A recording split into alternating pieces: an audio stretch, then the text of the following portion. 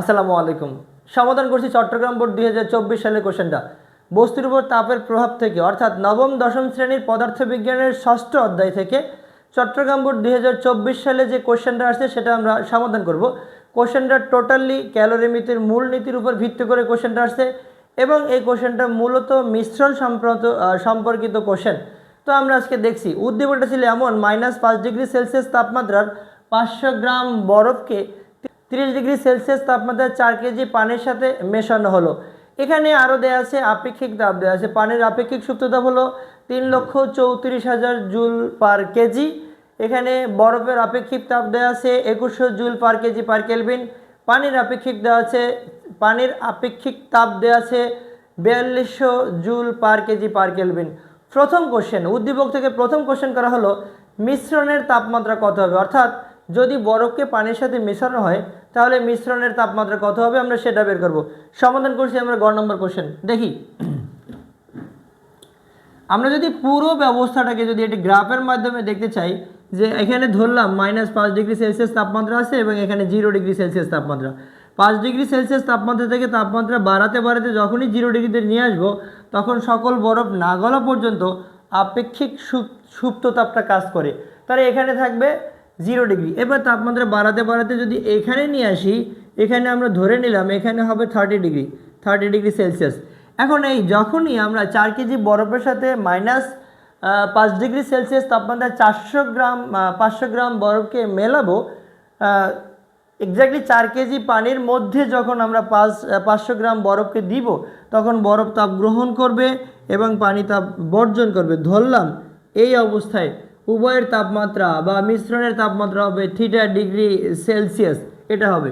তো আমরা ধরে নেব, ধরি মিশ্রণের তাপমাত্রা 3 ডিগ্রি সেলসিয়াস। মিশ্রণের তাপমাত্রা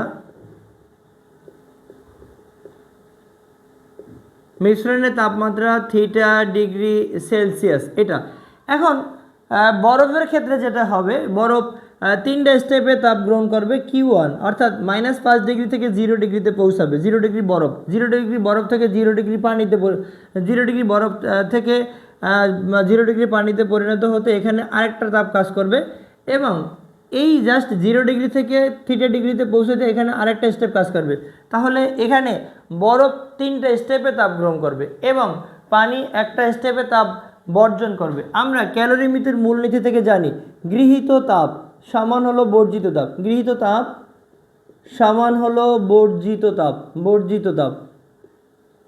তো আমরা এখন এখানে বলতে পারি যে Q1 পানি কর্তৃক গৃহীত তাপ এবং Q2 বরফ গলনের আপেক্ষিক সুপ্ত তাপ এবং Q3 হলো 0 ডিগ্রি সেলসিয়াস থেকে থিটা ডিগ্রিতে পৌঁছতে পানি কর্তৃক গৃহীত তাপ এবং Q4 হবে গরম পানি বা 30 ডিগ্রি সেলসিয়াস তাপমাত্রার পানি কর্তৃক বর্জিত তাপ। এবং Q1 এর ক্ষেত্রে সূত্রটা হবে, Q1 এর ক্ষেত্রে হচ্ছে m1s1 ডেল থিটা। এটাকে আমরা ডেল থিটা অন বলি। বাবা এটা সব আসতেছে তো পড়ে যাবে। এবারে Q2 হলো m1lf এবং Q3 হলো 0 ডিগ্রি সেলসিয়াস তাপমাত্রা থেকে থিটা ডিগ্রি সেলসিয়াস তাপমাত্রায় পৌঁছানো।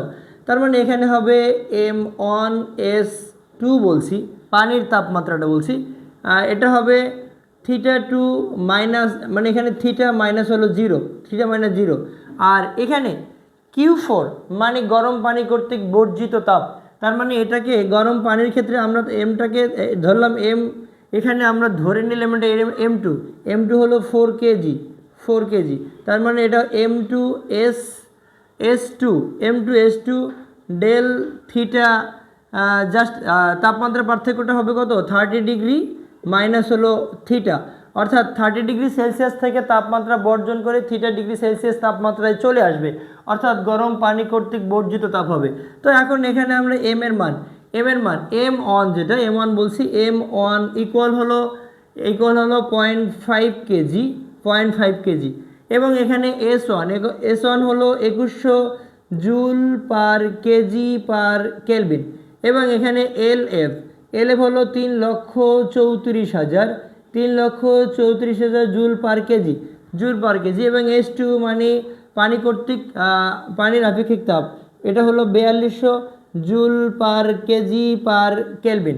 তো এখানে আমরা M1 এর মান ব্যবহার করছি 0.5 ইন্টু হলো 2100 এবং তাপমাত্রার পার্থক্য ডেল থিটা মাইনাস, এটা জাস্ট 0 ডিগ্রি থেকে 5 ডিগ্রি যদি বাদ দেই তাহলে 0 মাইনাস -5, অর্থাৎ 0 ডিগ্রি থেকে 0 ডিগ্রি মাইনাস -5 -5 মানে প্লাস 5 ডিগ্রি হয়ে যাবে। আর এখানে 0.5 ইন্টু 3,34,000, 3,34,000। আর এখানে M1 হলো 0.5, H2 হলো 4200 এবং থিটা হলো জাস্ট এখানে থিটা থেকে 0 বাদ দিলে এটা থিটাই হবে, শুধু থিটা হবে। আর রাইট সাইডে হচ্ছে M2 মানে 4 কেজি এবং H2 মানে 4200 এবং তাপমাত্রা পার্থক্য 30 মাইনাস থিটাই হবে। তো এখান থেকে আমাদের যেটা হয় 0.5, আমরা যদি 0.5 ইন্টু 21 ইন্টু 5কে গুণ করি, 0.5 ইন্টু হলো 2100 ইন্টু হলো 5, তার মানে 5250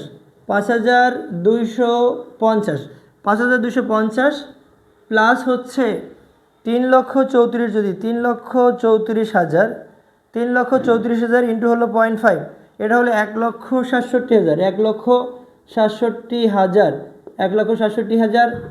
এটাকে আমরা এবারে আবার এখানে 0.5 ইন্টু হলো 4200 ইন্টু হলো 0.5 ইন্টু 4200, এটা হচ্ছে 2100 থিটা ইকুয়াল, এখানে আমরা করতে পারি 4 ইন্টু 4200, 4 ইন্টু হলো 4200 ইন্টু হলো 30 ডিগ্রি সেলসিয়াস, তার মানে এখানে হচ্ছে 5 লক্ষ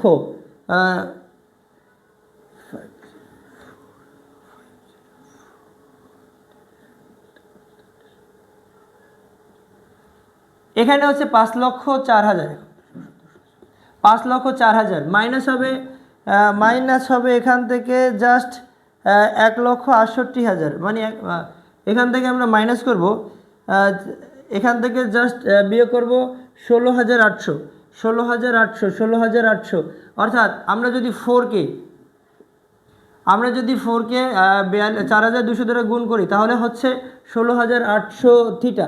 আমরা এখন থিটাযুক্ত রাশিকে একদিকে নিয়ে যাব, তাহলে যেটা হয় 2100 থিটা প্লাস হলো 16,800 থিটা, আর এখানে যেটা হবে 5,400, 5,04,000, এটা থেকে আমরা এটা বিয়োগ করব 1,67,000 যোগ হয়েছে 5,250, এটা হচ্ছে 1,72,000, 1,72,250।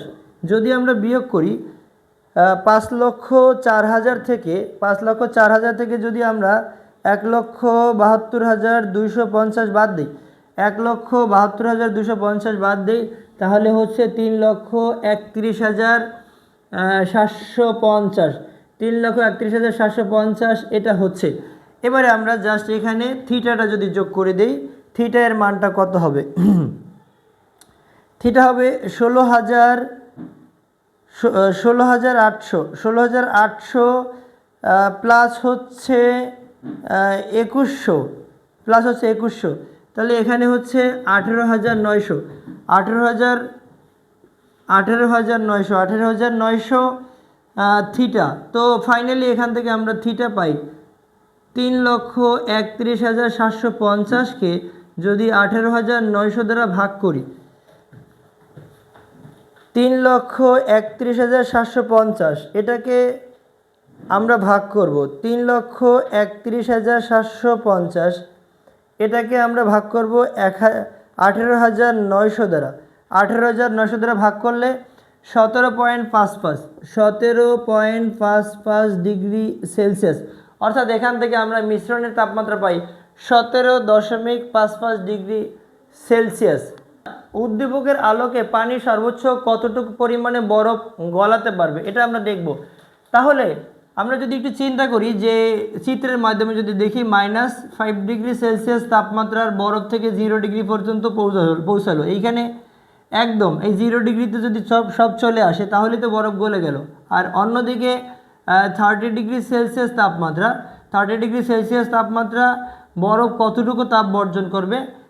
যদি এইখানে Q1 + Q2 এর মান যদি এই Q3 এর চেয়ে বেশি হয়, Q1 + Q2 এর মান যদি Q3 এর চেয়ে বেশি হয় তাহলে বরফ গলাতে পারবে না।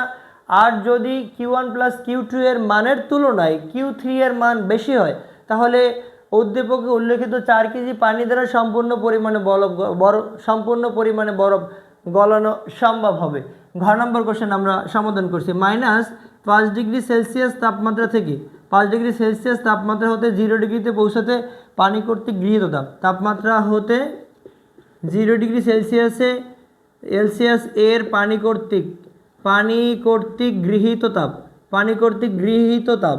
গৃহীত তাপ Q1 সমান হলো m1s1 ডেল থিটা m1 তো আমরা জানি m1 হলো 0.5, s1 হলো 2100, আমরা এর আগের অঙ্কটা করলাম। অর্থাৎ বরফের আপেক্ষিক তাপ দেওয়া আছে 2100 joule per KG per kelvin এবং তাপমাত্রার পার্থক্য হবে 0 - -5, তাহলে এখান থেকে হচ্ছে 0.5 × 2100, এখানে হয় 5, এটাকে গুণ করলে আমরা পাই 5250 জুল। আমরা একটু আগে করলাম। গ নম্বর কোশ্চেন আমরা সেম কাজটাই করেছি, এই যে 5250 জুল। এবারে 0 ডিগ্রি সেলসিয়াস তাপমাত্রার কঠিন বরফ থেকে 0 ডিগ্রি সেলসিয়াস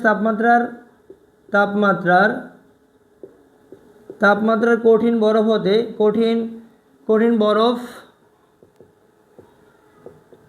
হতে তাপমাত্রার পানিতে আসতে তাপমাত্রার 0 ডিগ্রি সেলসিয়াস তাপমাত্রার পানি কর্তৃক গৃহীত তাপ, এটাও গৃহীত তাপ, এটাকে আমরা Q2 বলতে পারি। Q2 = mLF, m হলো 0.5, LF হলো 3,34,000 joule per KG per kelvin. তার মানে এটা হচ্ছে 1,67,000 জুল। তো আমরা এখন বলতে পারি যে বরফ কর্তৃক গৃহীত তাপ Q = বা এখানে আমরা বলতে পারি Q3, দুইটার যোগফল Q1 + Q2, তার মানে এখানে Q1 হলো 5250 যোগ হলে 1,67,000 যোগ করলে যেটা হবে 250 7 + 12 = 2, অর্থাৎ 1,72,250 জুল। এবারে গরম পানি কর্তৃক